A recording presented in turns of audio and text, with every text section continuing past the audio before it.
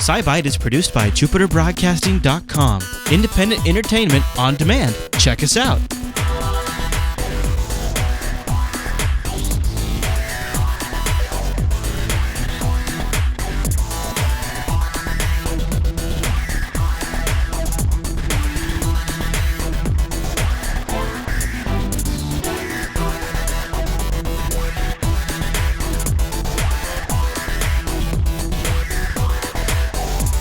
Hi everyone, you're listening to SciByte, Jupiter Broadcasting's weekly science podcast. This is episode 24, and we recorded it live on December 6th for release on December 7th. My name is Chris, and joining me like every week is Heather. Hey there, Heather. Hello there, Chris. Happy science to you.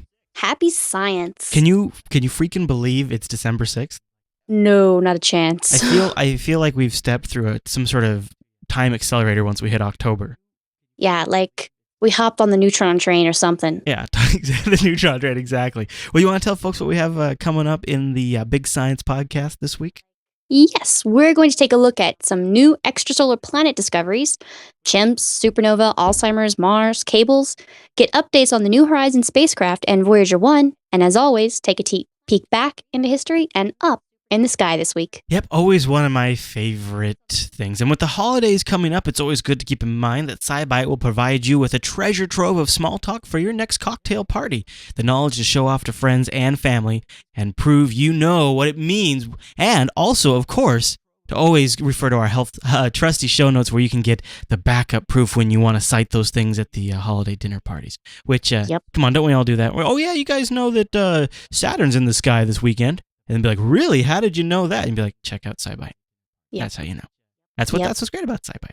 Exactly. Anyways, so we have a ton of stuff to cover this week. So I don't know. I don't know if we want to get into anything before. We have feedback to get to, but to be honest, I didn't get a chance to read the SciByte email before the show started. I apologize. That's on me, okay, everybody. This show is bursting at the steams as it is. Yeah, we do have a lot of news. So why don't we get into the SciByte news? This is a big one, and a big one in a lot of ways. A big in terms of it's just becoming a huger and huger story, but also in terms of the type of discovery it is. So what are we talking about? Yes. Well, we've spoken before about the Kepler Space Telescope. You know, it's discovered all these planetary candidates, and the last big announcement was back in February. They made a recent announcement just in the last few days. They've discovered another 1,094 planet candidates since February. Now, in candidates, does that mean that they're like the ones that were in that sweet spot of...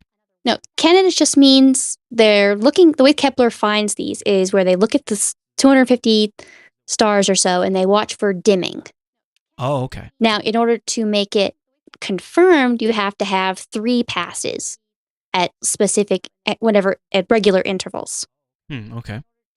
So, but I mean, if you think about it, if it's an Earth planet, then it would take 3 years at best to be able to confirm it. Right.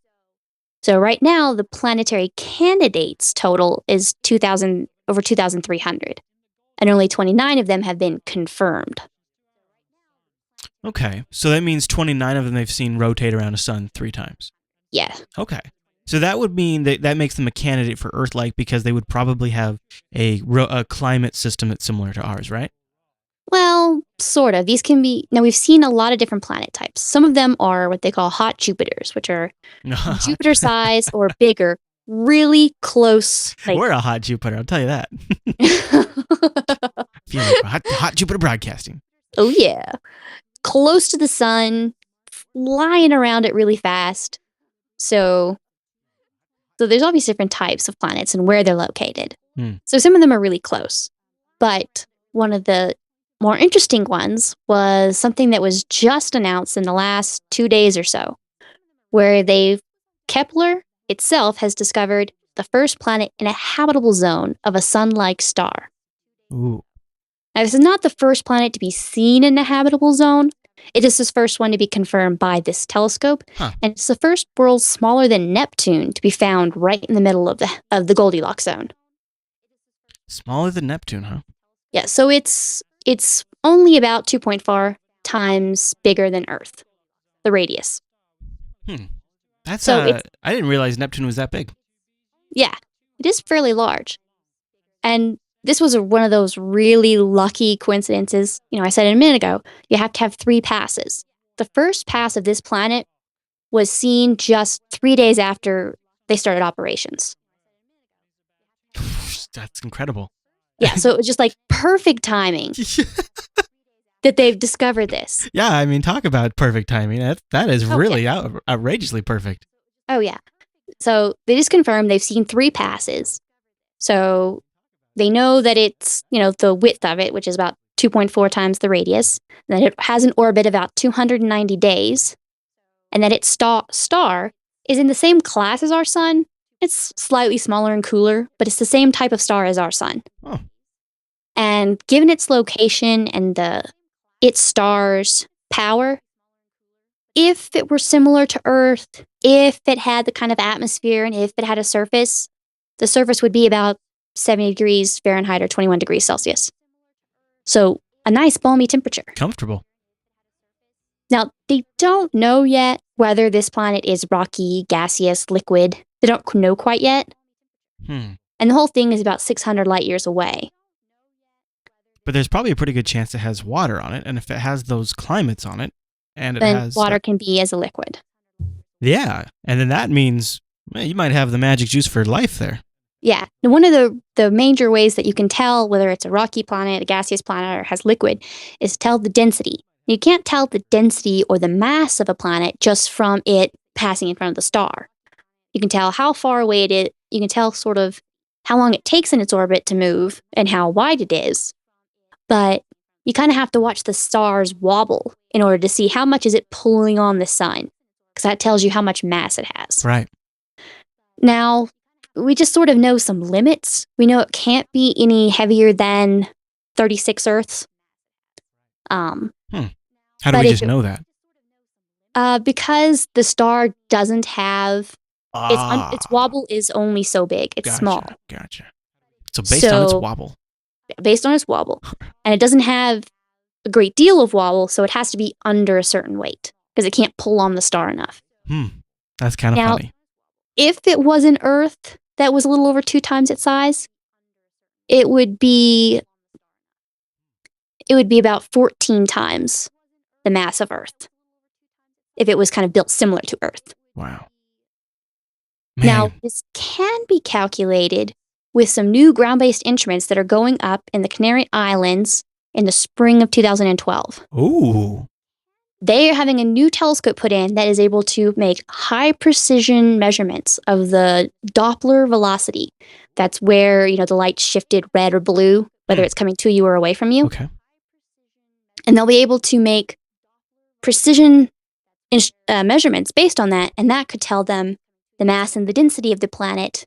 And then they can take from that saying, well, it's this dense, that means it's definitely gas, or that looks like rock, or that looks like a mixture of rock and gas and water. So they'll be able to tell a lot from that.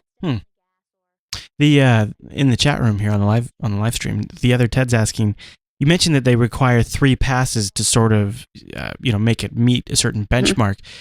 Is the number 3 there? Is that how they figure? Okay, if we see it 3 times, then we know it's not some sort of anomaly. Yeah.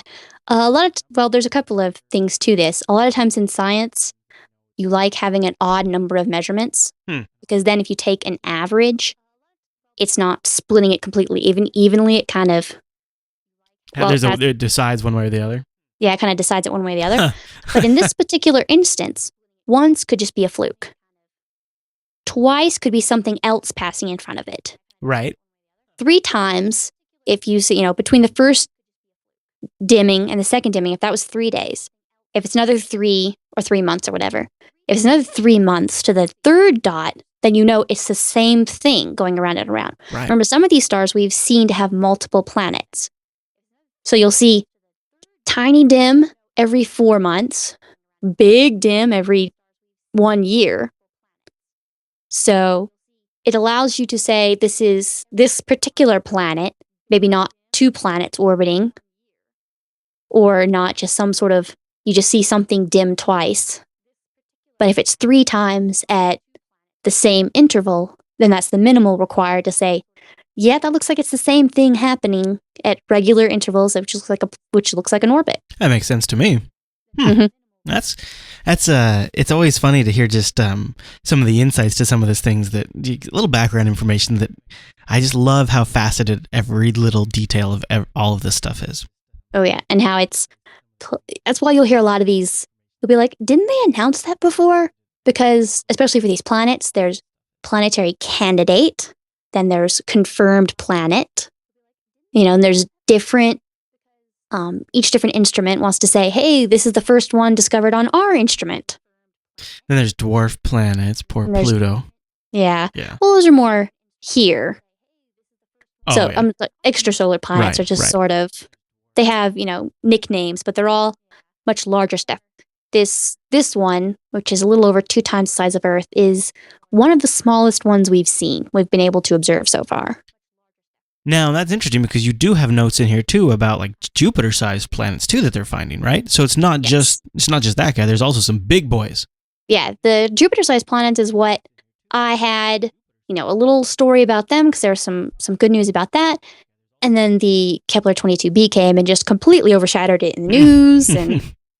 But these poor Jupiter-sized planets are important, too, because it's a facet of planetary formation theories. Oh. So we've talked about it before. In this particular survey, they surveyed about 300 stars, and these were ground-based surveys. The Keck Observatory in Hawaii, there were instruments in Texas and Arizona, across the U.S., and they were able to focus on stars at least 1.5 times bigger than our sun. Bigger than the sun? Well, there's a lot of stars that are bigger than our sun. Oh, I'm sorry. I was mixing. I thought you said planets bigger than the sun. Okay. Oh. They're looking at stars. Sure. 1.5 times bigger than our sun. So they're sort of, they're leaving the main stage of life. These are kind of retired stars. They're not going to become supernova. They're called subgiants. And what they saw was they found 18 new Jupiter-sized gas giants. Oh, cool. All orbiting at about, 0.7 times what Earth does. So these Jupiter planets, they found them much more frequently among these massive stars and in fairly wide orbits. So, are you laughing at my visuals gone awry? That's okay. Science will continue. The science should continue. Yeah, the for those of you. Will go on. So this is an audio podcast, but we have people who watch live over at jblive.tv on Tuesdays at 7:30 p.m. Pacific. And for those folks, we like to show them a little visuals. Well, my link went awry, and I was showing them drug cartel photos of underground drug tunnels instead of planets. It's a different kind of science. All right, so let's continue on the planetary kind. Continue on here. So what they were able to see is, we've talked about it before, that there's multiple planetary formation theories. One that just says you have a big glob of gas, they just sort of randomly collapse into clumps that become planets. And then there's another theory that is core accretion. It says that planets start growing, when little clumps of stuff gather together and then everything else kind of gloms onto it. Now, in that theory, larger stars would play an important part in making larger planets. Sure. Because it has more stuff. Right. And that's what they're seeing. So it's another confirmation of that sort of planetary formation theory. Always good. So a little confirmation there. Mm-hmm. Now, this has been a topic that we've kicked around a couple times on the show, and which do you have a particularly leaning yourself, and which theory you kind of buy into? I definitely agree to the core accretion, the one that's being confirmed. There's been a couple of them in the last few months that have sort of this shows that it also leads credence to this particular formation theory. Mm-hmm. Yeah, there does seem to be more and more things backing that one up, huh? And this is another one. Yeah, so that's pretty cool. And some big planets. Boy, I wish we could get to all these places. Yeah. All these cool places. Habitable Earth is like 600 light years away. So if you travel at the speed of light, it's only a mere 600 years away. Well, maybe that'll just be a nap for me at one point. Any other notes on this one? No. All right. And now, if you ever needed a reason to get off this planet and onto one of these bigger planets, flying chimps would be one of them. Flinging. Okay, good.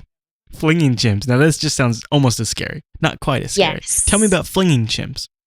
Okay, so I read this and I just knew that everyone would kind of laugh at this one. I'm already laughing. Chimps are the only, other species behind humans that regularly throw things with a particular target in mind, including, specific things at zoos that might get thrown at visitors. Yes. So researchers have been studying this sort of behavior, and they've come to the conclusion that throwing poo, just you can say it. Yeah, that throwing poo. I guess we could be sciencing and say feces. Actually a sign of high ordered behavior. That it's smart chimps doing it. No. Yes, I'm serious. So they watched the chimps and they did scans of the various brains of chimps who regularly hit the object that they were throwing to and ones that couldn't. And they noticed the ones that threw the most and those that hit with more accuracy actually had more brain functionality in a specific part of their brain. Well, that is interesting. Huh. They have heightened development in their motor cortex. And also, most chimps, like humans, are right-handed. The majority of them. So the right hand is controlled by the left brain. And it's sort of in the general vicinity where language processing and communication happens.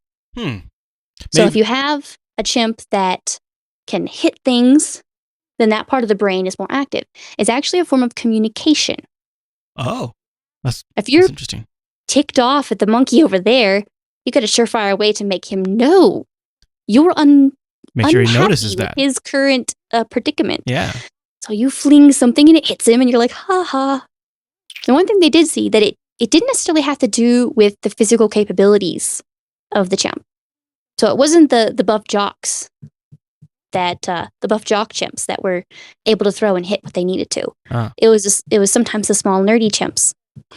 So next time I get arrested for doing that, and I'll just say, "No, officer, I was just expressing my intelligence." You go for that, Chris. Let's see how that does for you. Come back on SciByte from the slammer and tell us. Yeah, I'm sure. From the mental hospital of Washington State University. I'm sure that will go really, really well. Yes. I almost hate to ask, but any other thoughts on that story? Well, throwing in general, if you really think about it, just say a ball, not anything gross. Right. But there are some equations going on in your brain. How strong am I? How heavy is this? How far do I want to throw?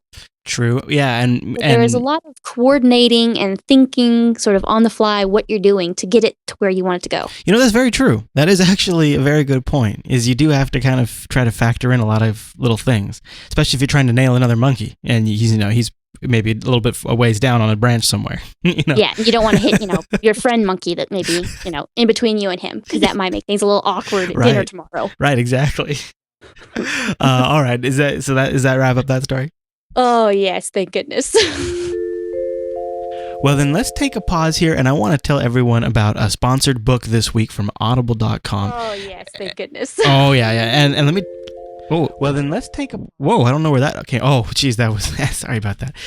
This book is one of the books that got me into audiobooks. So this is a good pick if you're kind of new to it.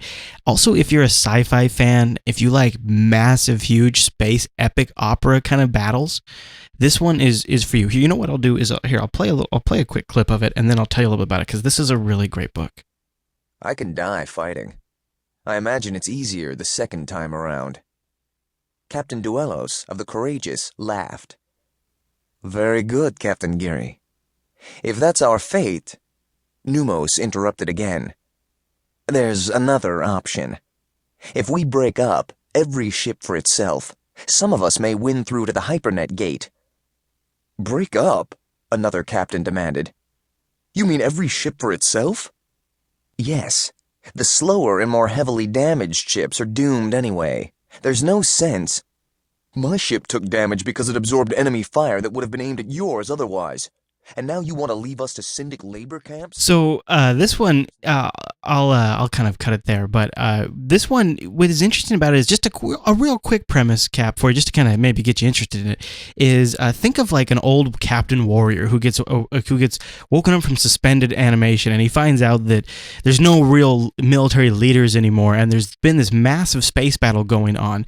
And what's great about this is the author is an old military person himself. And so he has like all of these battle experiences, these naval military experience. He brings all this experience to the book. And so when they get into the space battles, they like have to factor in these crazy battles with light speed travel.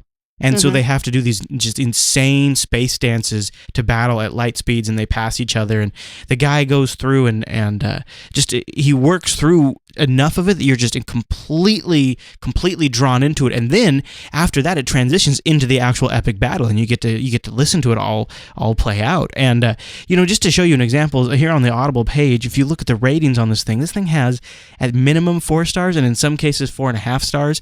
That is pretty rare for a sci-fi book. The great thing is this is the Dauntless series too, so this is an entire massive genre of books. This one book is 10 hours, so there's a lot of value in that for that story. And just reading the reviews, the people say one of the best books, ranks up there with Star Wars, plain old-fashioned shoot 'em up, and I do kind of agree with that a bit. It's just great sci-fi, and then the fact that it's a whole set of books is you can just get sucked into this universe whenever you want on demand. So I just had to make that our pick this week. It's again, the book is it's called The Lost Fleet Dauntless. For us to get credit, you'll have to use the link in the show notes for this episode of SciByte. That's the only way we're able to track that. But I definitely like the space operas. I like stuff about space. Oh, Heather, you would love this book. In fact, if you do get a chance to get it and you want to read it and talk about it at some point, I would love to chat about it a little bit because and I like the ones where it's somebody with a history that's writing about it. So someone with a military history writing makes a lot of difference because just the feel, the speech patterns. The speech patterns are great because he embodies that into this main character, but the other characters aren't there yet, and it's like this great contrast. And then the battles. I'll just leave it at that. So when I first read it, the first 2 sentences, he's been in hibernation for a while. It kind of reminded me of Halo, of course, and then Children of the Mind, Martian Scott Card, both where some great military leader or fighter is put into hibernation for use later by accident or what have you. And it's Captain John Blackjack, and this audiobook is available in what Audible calls their enhanced format too. It's like CD quality too, so it's great. Just check it out if you guys want to get it. All right, with all that out of the way,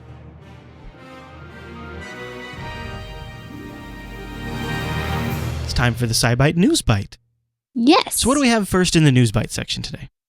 We have stuff on supernovas. Oh. There was a survey of about 25 galaxies looking for stars to brighten and dim in weird ways, where they kind of sit along and they take a big jump by 3%, by 10%, suddenly brighten or dim. Their goal was to see, could they find a way to identify a star before it's supernovaed? Like some sort of early warning signs. Early warning, so they could, if they see this, they can point everything to it and say, this is going to supernova very soon. Let's keep an eye on it. And then they could watch sort of as it occurs, get better an idea of how it happens. Because oftentimes we just sort of see it, and then we watch as it dims down. You don't see the crash itself, you just kind of see the after effects of the car spinning out and everything slowing down. And So there's one particular binary star system. A red star and a blue star. Blue star would be small and compact. Red star would be very large, sort of ending its life. And what they saw was one star dropped in its brightness by about 3% a year. Over the course of 3 years, it dropped about 10%. So, and then one of the stars supernovaed.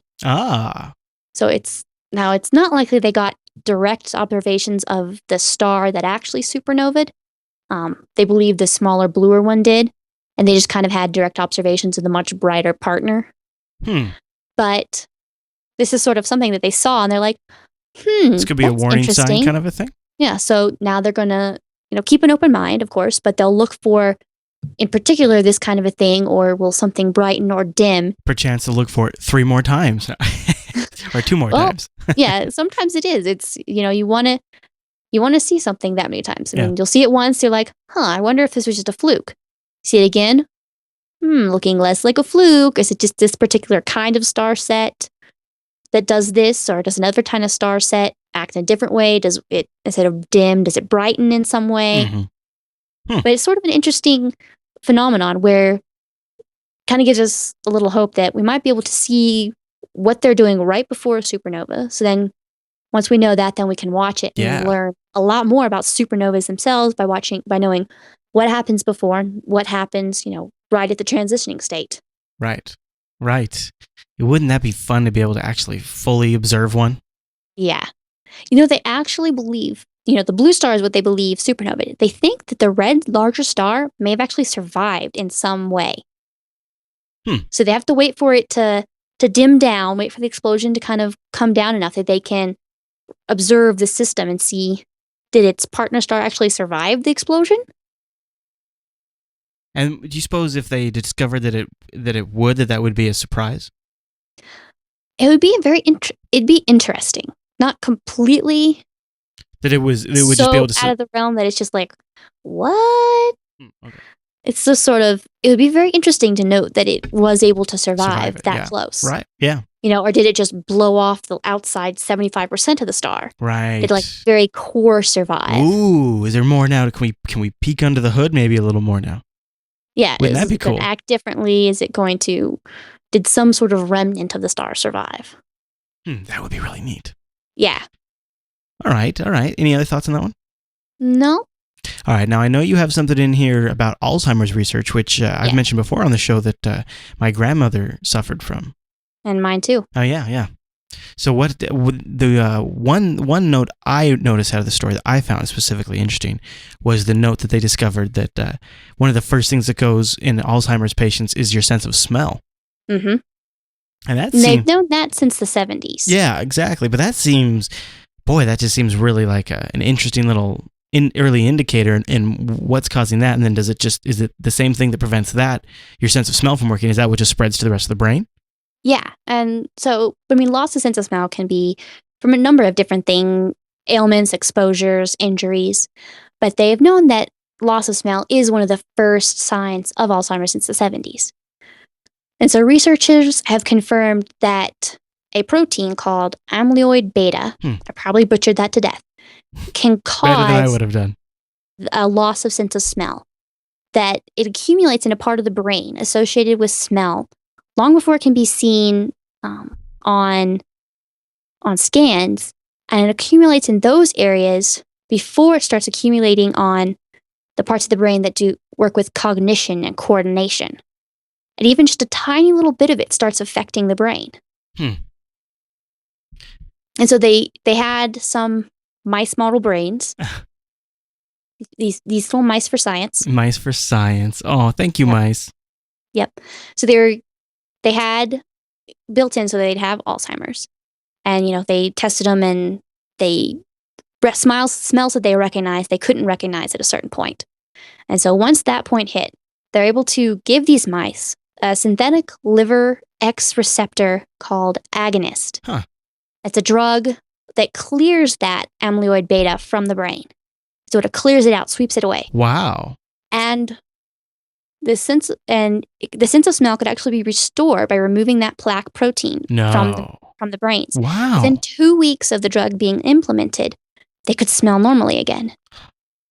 Now, once that drug was taken away, within a week, those impairments returned. Oh, man. So they're right now looking and sort of doing follow-up that says, how does that particular thing spread? And of course, that leads to, can you slow it down significantly? Can you do this and it sort of slows things down? And then if you catch it early enough, then you can watch not only how that's slowing it down, but you can watch other drugs, how they're working, by sense of smell. Right. You can say, oh, no, I can't smell that. Oh, we got to change this drug now. I would love for them to find a way to actually completely cure a person of it, and so that way they wouldn't have to take some sort of drug. But I guess even if you could take a drug to manage Alzheimer's, that would clearly be worth it. If you could slow it down very significantly, with a drug that you have to take every day or every week, then that would be an amazing step forward. Yeah. Well, that's pretty exciting. I'm always glad when I hear that they're making some additional progress on Alzheimer's. Mm-hmm. All right, should we move on to the next story?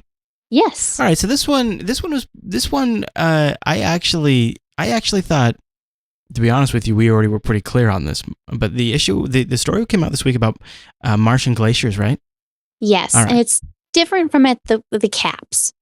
We've seen them at the caps. Yeah, exactly. Now there's some particular hills and sort of, they call them lobate debris aprons. Oh, okay. So these are not what I was thinking of at all. No, these are not the ice caps, the carbon or the ice. No, these are not the polar region caps. Right. They look like hills, but they're not volcanic in origin. They're sort of mountain ranges created through tectonic forces, and they've been able to look at them and see that perhaps only 20 meters below the surface, there's ice. Oh, there's ice down there. Yes, there'd be ice in them hills. Yeah. Oh. And nearby craters actually show some signs of recent glaciation. So, like the valleys and the way the crater rims are, it all points to the sort of signs and signals that on Earth say there were glaciers here. That's exciting. Now, just like, the continents on Earth have moved, or that's, a very strong theory, Mars has not been in its stable position for forever. The regions that these located in were at a different latitude at some point in Mars's history. Oh. So it is perfectly possible that these glaciers sort of formed. Now what's left of those is sort of covered up with a lot of dust. Right, as Mars is very dusty. Yes, but the fact that there might be a huge chunk of ice there, definitely something of interest to future astronauts. Yeah, or future colonists who need to park their base somewhere where they can get some valuable natural resources. Mm-hmm. And they'd be able to see materials slide down the mountains like they do with glaciers and that kind of thing. But it's just sort of another interesting sort of hidden location that they've been able to spy with these high resolution cameras on these orbiters. Wouldn't it just be fantastic if we had discovered at some point that there's just a treasure trove of natural resources just underneath the crust of Mars? And then if we just bring Bruce Willis and his drilling team out there, that he can get us water. Yes. So, whenever it involves space travel and space drilling, it is required that you involve Bruce Willis.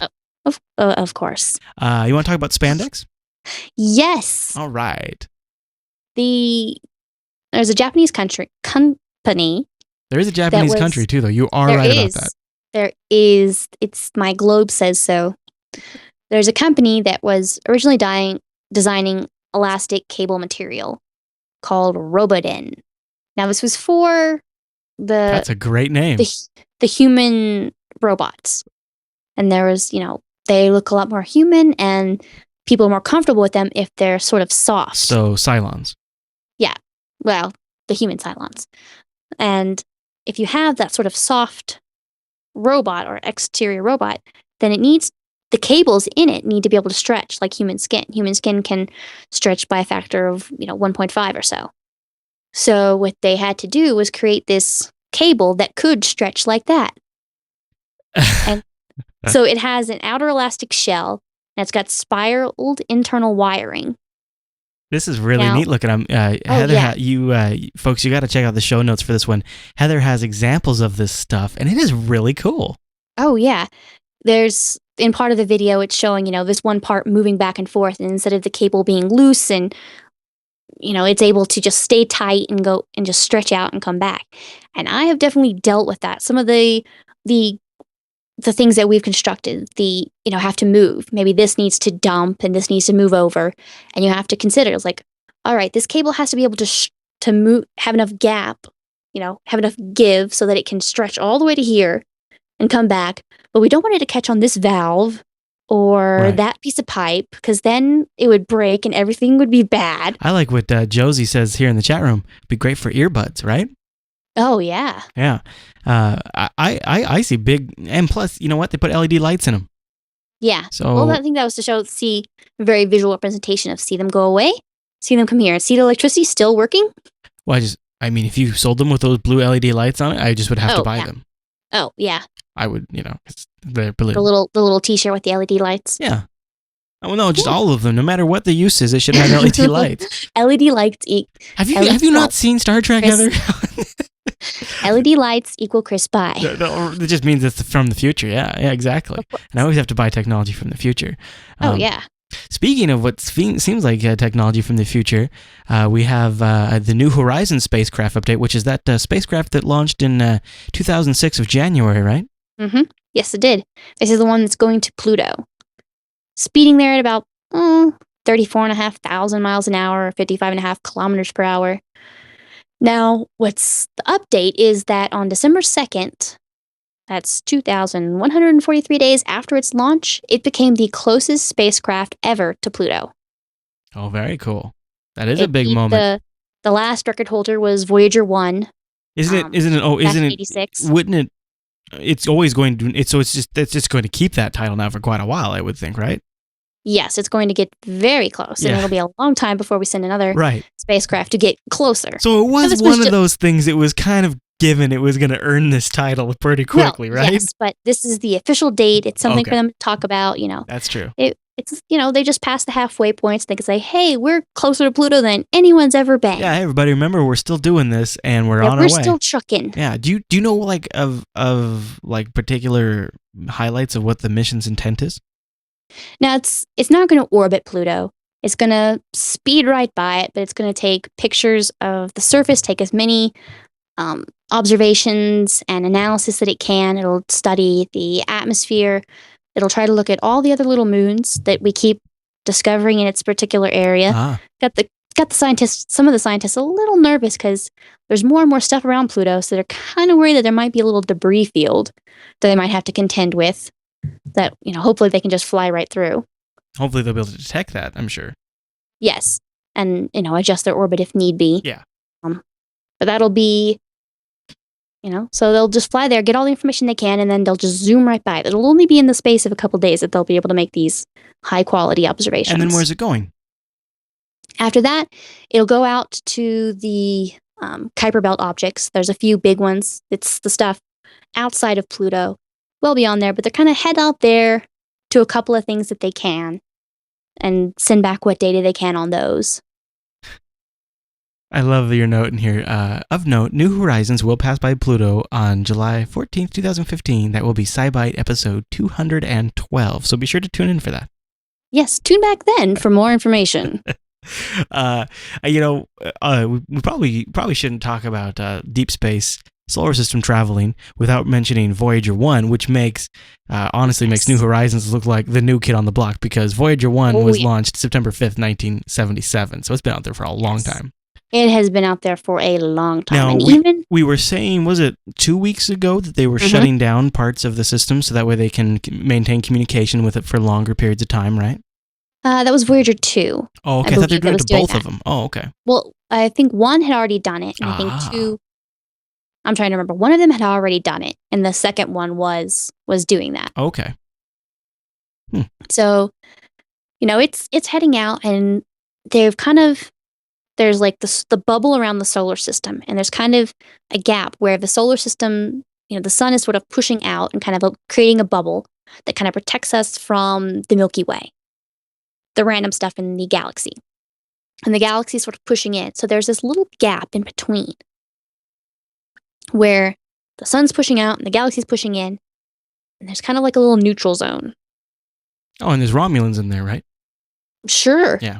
And it looks like Voyager 1 has passed into the stagnation zone, which is the official name for the neutral zone. Okay. So they think it's only anywhere from a few months to a few years away from reaching interstellar space. Oh, wow. Wow. Really? So it could be seriously that big of a range, a few months to a few years, I guess, when you're dealing with distances like that. Yeah, and we've learned a lot about how the shape of this is and how it's changing and how we're sort of rethinking about this. Gotcha. So we're kind of guessing, how thick is this zone? How far will we have to travel to leave it? So they leave themselves a bit of a gap. It could be very small, it could be kind of large, but it's going to be sometime in the next few years that we actually reach interstellar space. Oh my gosh, how exciting! And with something that we can actually communicate with and get some level of data back. I mean, it's not as fancy as something that it can't send pictures, right? It can probably not transmit. I wouldn't, right? It's like real basic stuff. They can get to it now, isn't it? Yeah, it's just a little bit of data. They can look at various gamma rays and cosmic rays and stuff. Right. And they can sort of see these kind of high level things. They've slowly, shut down various instruments to conserve power. But, they can get even this little bit of data. Oh, they can kind of see and kind of, pull out of the data a lot of different things. Well, now we're on our way to meet another civilization. Now we're we're on the interstate once we get to that point. Mm-hmm. So that's just a big, big moment. Any other thoughts on that one? No, hopefully it's just, a couple of letters don't disappear and it doesn't, gain a high functioning intelligence and try to destroy us one day. Right. Or if it does, hopefully Captain Kirk and the crew will save us. All right. Well, why don't we move on to the science counter? This is what we like to do towards the end of every SciByte episode.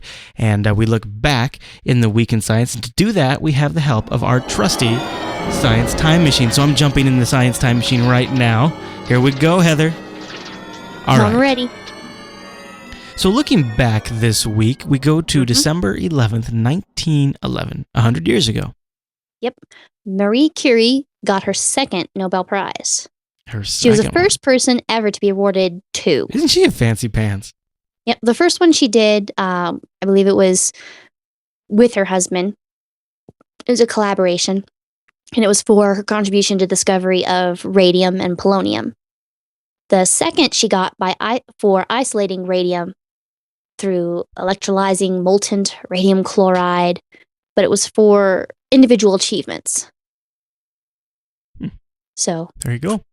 Yep. Now, this next one isn't actually that long ago, but it still feels like it's been far, far, far too long. December 7th through the 11th, roughly. Not roughly, really, but that's what it was. 1972, 39 years ago. What happened?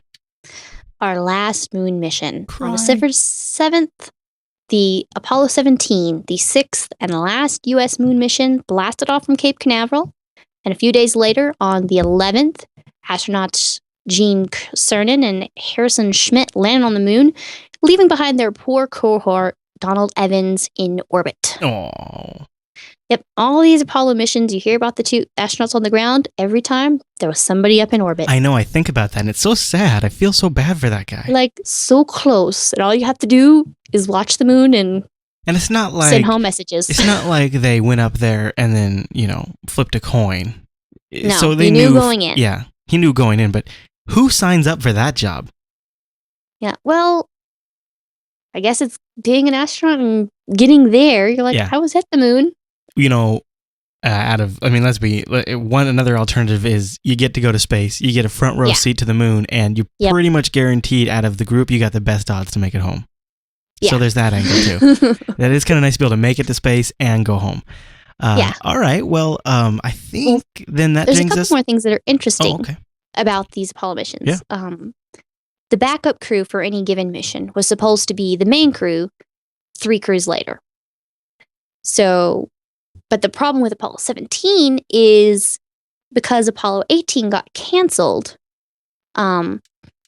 this one became the last one, and then there was huge pressure from the scientific community saying, you got to have a geologist on one of these missions that you send to the moon. You have to do on the last one. Yeah, you're going to the moon. So there was sort of a musical chairs on slipping in Schmitt into the roster, and then there was some discussion. Well, do we bump his whole crew up? Do we just sort of replace, one person on the crew? And there's a whole interesting fiasco with that. But the scientific community really wanted, a geologist, a scientist on that last mission. I like Crash Benedict in the chat room. He says, being the astronaut up in space is like going to the carnival as a kid and then not going to get in, just having to wait at the gate. And that's kind of what it feels like. You kind of get to see everything. You're like, that would be cool. Well, should we talk about December 10th, 1984, 27 years ago? The first extrasolar planet discovery announcement. Wow. Now, why did you say announcement instead of discovery? Well, this is the first time that this sort of announcement was made. The National Science Foundation said, "Oh my gosh, we found something orbiting the star 21 million light years away. It's amazing. It's great." Then there was a argument. Well, is it a planet? Is it a brown dwarf? Because at that time there was no definition for planet. Still, Pluto was still happy, and so there was this. So not only was there this gray region for planets with the small end, there was on the high end too. There's these things that are really big, but can't get enough, for various reasons, can't have ignition to make it a star. So there's sort of a gray region on how big is something. Is it a brown dwarf? Is it a failed star? Or is it a really big planet? So they were arguing about that. And then suddenly, when they went back to observe it, it was gone. Nobody knows whether anything was ever there. But in 84... they started talking about this stuff and saying, "Oh my gosh, I think we see something out there." Huh. Well, how about that? That? So, it kind of sounds like a mystery, though. Yep. All right. Well, that concludes looking in the past. That means now it is time to look up into the sky. That is right. So what do we have up in the sky this week? Well, this week on Wednesday, December the 7th, and tonight we aired this actually, Jupiter is actually fairly close to the moon. So you see the moon in the evening, and a really bright star. Ooh, cool. Near it is Jupiter. Oh. I saw that tonight, and I was like, hey, I remember from SciByte, my SciByte notes, that's Jupiter. Yeah, we always like it when Jupiter's up in the sky saying hello. Yep. Cool. And then the big thing this week is the total eclipse of the moon coming up on Saturday. Wow. Where do we see that? Various parts of the world will be able to see it to various degrees. Yeah. There's a timeline in the show notes. Oh, okay. And there's links to be able to, you punch in exactly where you are so you can see what you'll see, what time it should rise and set. You even have a nice little graphic here. Yeah, what part of it you'll be able to see. Now, in general, the United States and Canada, the Western U.S. and Canada, will be able to see the total lunar eclipse. It'll begin for them around 4:45 a.m. Pacific time, where the red shadow on the Earth will start to fall across the moon. And by 6:05 a.m., it'll be completely engulfed in red. Well, red or orange. It's impossible to sort of foretell what that specific color will be. But it'll be that kind of orange to red color. It'll sort of take over the whole moon. Wow. In Europe, you'll see it kind of rising over Eastern Europe. Asia and Australia, it'll be visible from everywhere in those areas. Australia and Japan will see it, high in the middle of the night. But poor South America and Antarctica will not get to see it at all. No. Oh, man. Now, some of this it's some areas don't see it at all.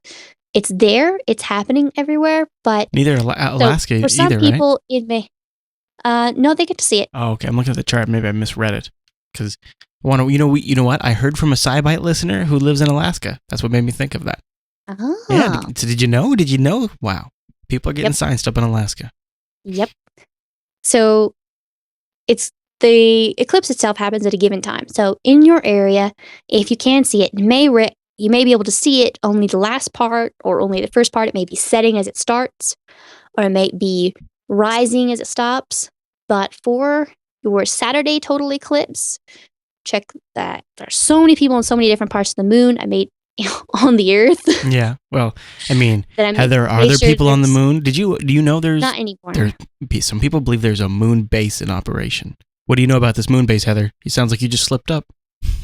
I can neither confirm nor deny the events of a moon base. The events of this awesome moon base that I am Skyping you from right now. Totally doesn't exist. I'm not totally Skyping from a moon base. All right. Okay. Well, so Saturday sounds like a big day. Yes. So like I was trying to say, is there's so many people scattered about the earth that listen to this show. I put a whole bunch of information about the show notes and made sure there was plenty of links so that you could find where I am, what time of night or morning do I have to wake up to see this, and how much of it will I be able to see. Very cool. So go over to jupiterbroadcasting.com and look for SciByte 24 for that. Yes. All right. Is that just about everything this week?